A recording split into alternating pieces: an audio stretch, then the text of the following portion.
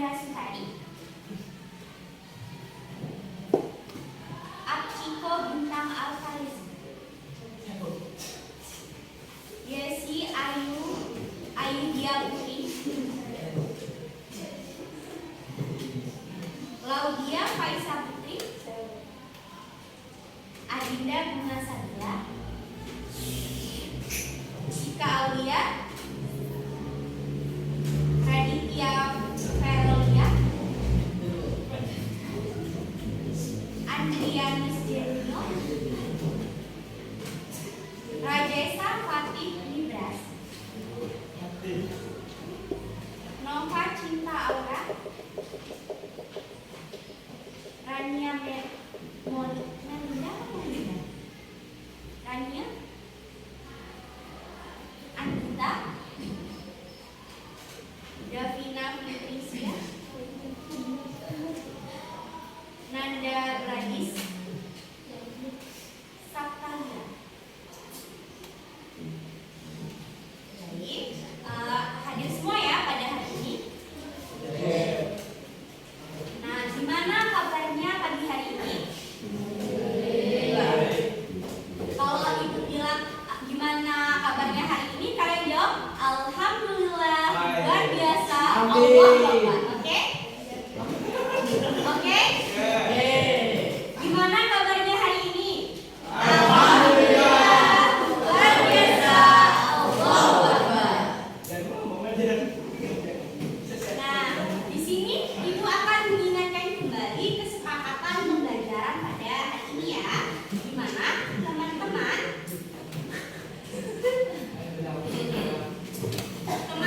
akan mendemonstrasikan gerakan persendian serta antagonis dan sinergis. Lalu peserta didik akan menjelaskan mekanisme kerja otot. Teman-teman tahu nggak kenapa tangan dan jari kita itu bisa bergerak? Nah, jadi tangan dan jari kita itu bergerak karena adanya sendi. Oleh karena itu, saat kita menggenggam pena, menulis, atau menggenggam sesuatu, itu bisa bergerak. Jadi, kalau ibu tanya kenapa tangan kita bisa bergerak, karena ada apa?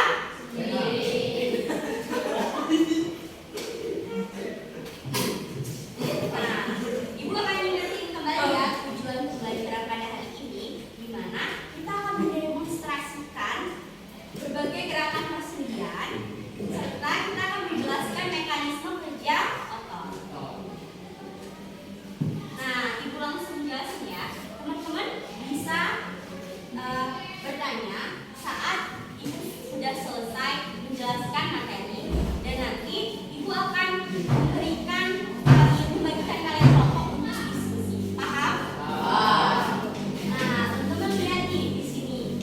Di sini adalah ada pengertian sendi. Apa sih sendi? Nah, sendi itu adalah bagian yang menghubungkan antar tulang dan membantu untuk bergerak. Hubungan antar tulang itu disebut dengan antagonis. Jadi sebelumnya kalau sistem gerak itu adalah hubungan antar tulang, yaitu macam-macamnya itu ada 3, yaitu sinartrosis, amfiartrosis, dan diartrosis. Apa sih sinartrosis? Nah, sinartrosis itu adalah hubungan antar tulang yang didekatkan oleh suatu jaringan yang mengalami osifikasi hingga tidak memungkinkan adanya pergerakan. Nah, lalu amfiartrosis itu apa? Amfiartrosis itu hubungan antar tulang yang dihubungkan oleh kartilago hingga memungkinkan terjadinya sedikit gerakan. Lalu diartrosis itu apa? Diartrosis itu hubungan antar tulang yang terjadi gerakan tulangnya itu secara lebih bebas. Jadi perbedaan sinartrosis, amfiartrosis, dan diartrosis kalian sudah tahu? Nah, jadi kalau lebih enaknya untuk diingat-ingat, sinartrosis itu tidak bisa bergerak sama sekali.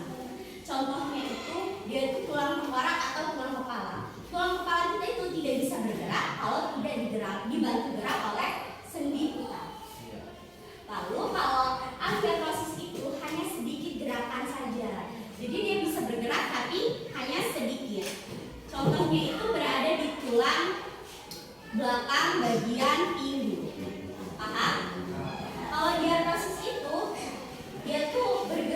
bebas, jadi dia tuh lebih enak bergeraknya. Contohnya apa? Lengan, sendi itu adalah biar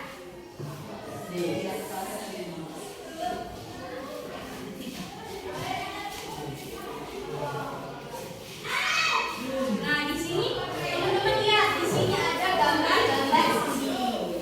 Nah, supaya tahu teman-teman ini sendi apa aja sih, nanti ibu akan jelasin.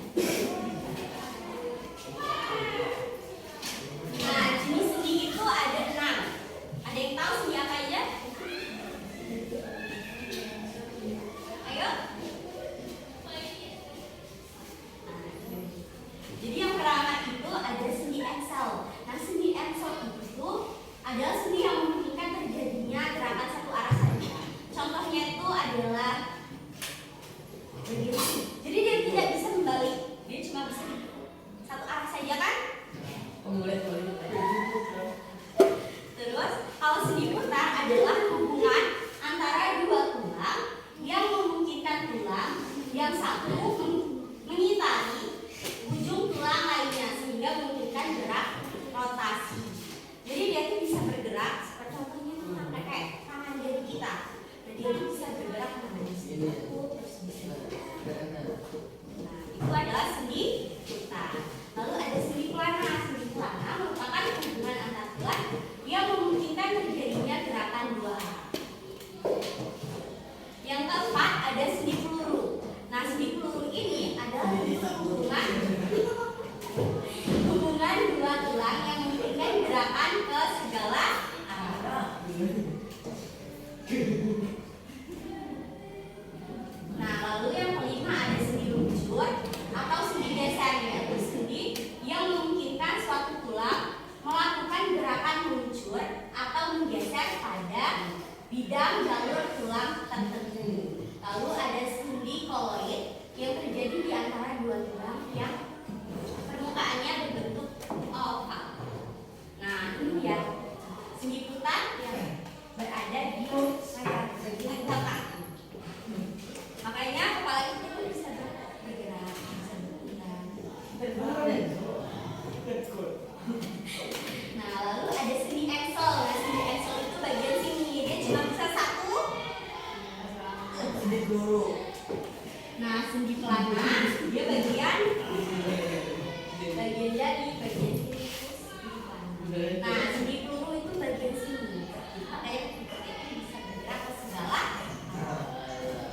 Ada sendi peluru dan sendi luncur. Sendi luncur itu bagian kaki,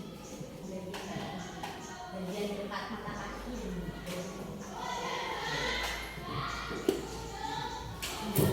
Nah, lalu kita akan masuk di otak manusia. Nah, otak manusia itu adalah alat gerak aktif yang kemampuannya untuk melakukan kontraksi, memendek, dan relaksasi memanjang kembali ke ukuran semula. Nah, dalam otak manusia itu ada 40% yang menyusun berat tubuhnya. Nah, di sini ada 4 sifat. Nah, sifatnya itu kontraktilitas, yaitu kemampuan otot memendek atau menjang. Ekstensibilitas, yaitu kemampuan otot memanjang. Yang ketiga, kemampuan elastisitas atau kenyalan. Dan kepekaan terhadap rangsang atau iriditas. Nah, ini dia otot manusia. Nah, nih teman-teman bisa lihat di sini. Di sini itu ada gambar tendon. Teman-teman tahu nggak apa sih tendon?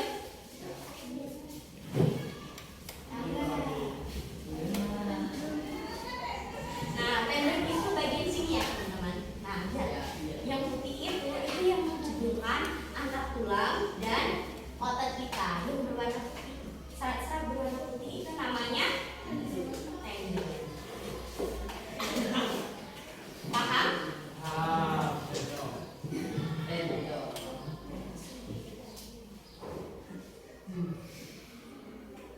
Nah, ini dia ada bicep dan tricep. Otot bicep itu otot bagian atas dan tricep itu otot bagian bawah. Dia berada di lengan, sehingga dia bisa membantu lengan kita bergerak. Nah, ini dia macam-macam otot.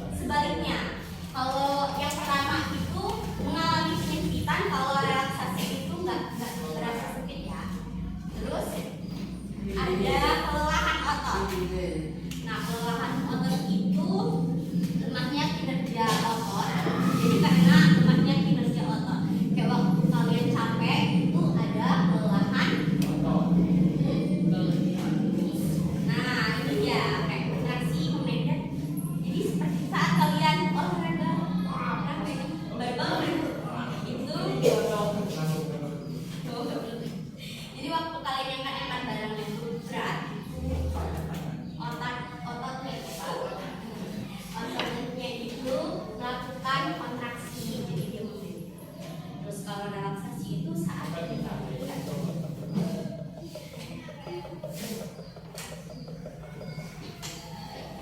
Ada sifat kerja otot. Yang pertama yaitu antagonis. Yang tadi itu sudah singgung ya, antagonis dan sinergis kan. Jadi antagonis itu artinya berlawanan. Nah, cara kerjanya itu adalah melibatkan dua otot yang jika satu otot berkontraksi, maka otot yang lainnya relaksasi. Sedangkan kalau sinergis yaitu artinya bekerja sama. Jadi kalau